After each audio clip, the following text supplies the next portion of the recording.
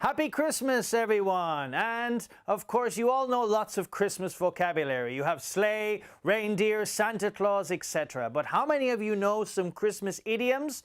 Well, luckily I'm here to give you a few. And the first one we have is White Christmas. A white Christmas, of course, is a Christmas full of snow that you look out the window and you can see the beautiful mountains and rolling hills covered in snow. A white Christmas. Now, Christmas comes but once a year. It means literally that Christmas happens once a year, so it's something to look forward to. Now, there are other idioms that we use not just at Christmas time, but throughout the whole year.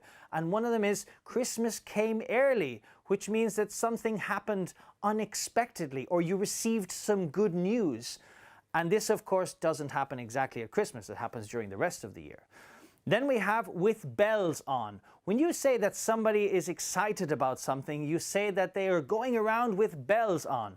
So I was queuing up for the concert with bells on. I was giddy with excitement. So I hope that it is a white Christmas for most of you. And remember, Christmas comes but once a year, so be there with bells on and enjoy it. Merry Christmas to all of you.